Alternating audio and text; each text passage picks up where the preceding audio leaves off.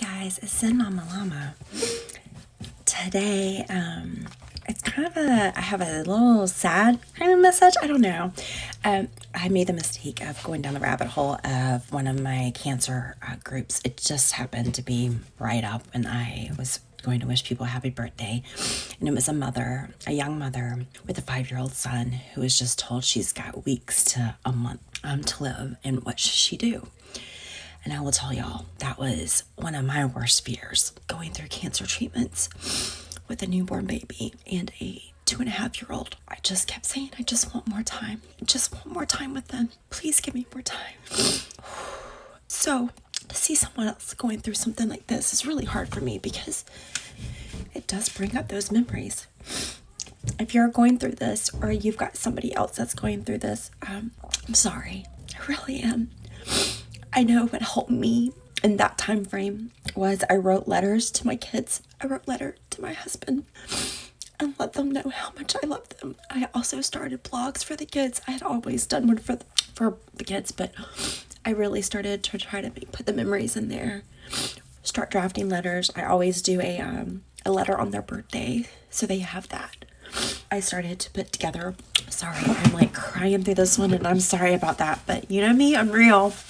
And this stuff hits home.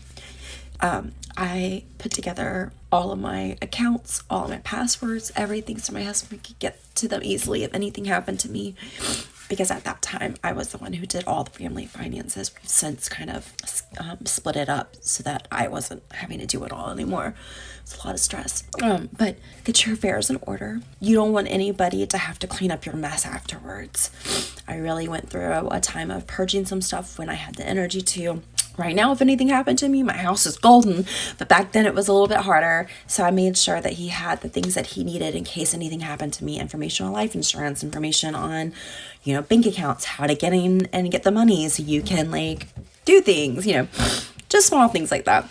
And if you're a friend of somebody who's going through this or a family member of somebody who's going through this, help them.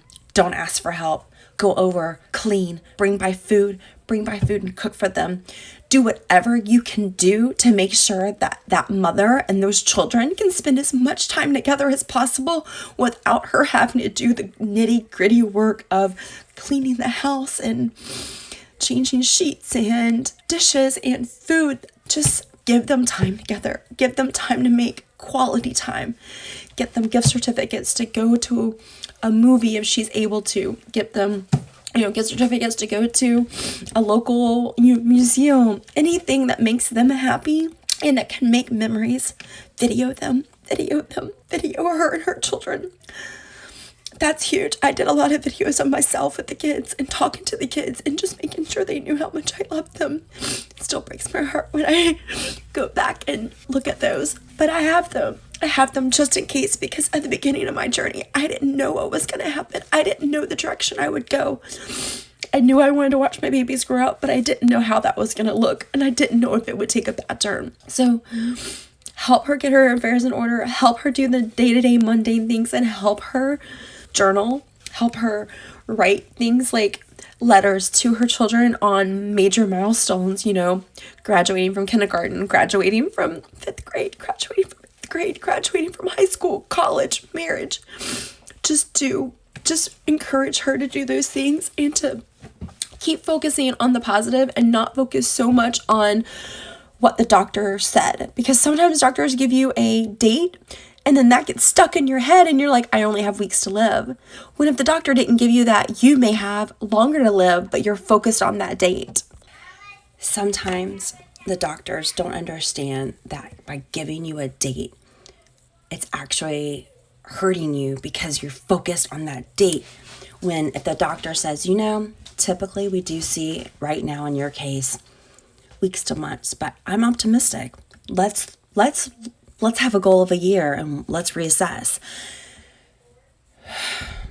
I know they don't, because they don't want to give false hope, but sometimes that false hope is what you need to get through it. So help your friend. Help them make memories. Even if the doctor says it's a year to live, they still need that help, because you never know what's going to happen in that year. Maybe that doctor is being optimistic, but they only have weeks.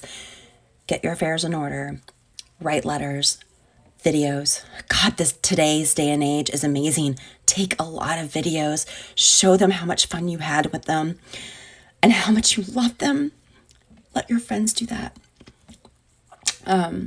I'm saying that as if it was me doing that, but that's exactly what I would do, is take a ton of videos, and that's what I did.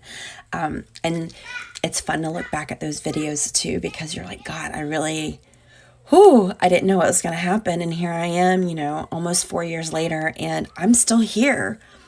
I'm still here. May will be 4 years since my diagnosis, and I'm still here. And I was stage 3 in my lymph nodes, so I'm still here. Thankfully. But other mothers don't get that. And that breaks my heart. No young mother should ever have to go through this. And the cases of young mothers getting cancer is increasing every day.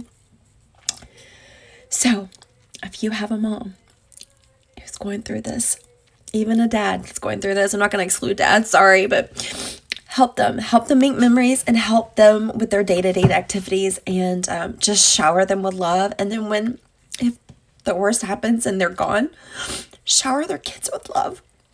Make sure their kids know how much they love them every single day.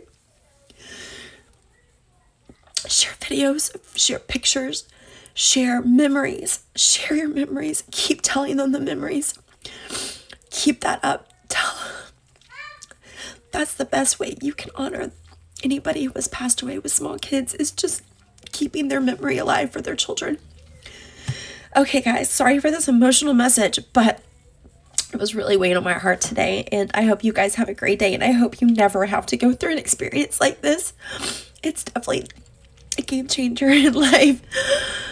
So I hope you never have to, but if you do, hopefully I have armed you with enough ideas to help your friends or yourself go through this. And if you need anything, please reach out. I'm happy to be emotional assistance. I'm happy to give you ideas of things to do.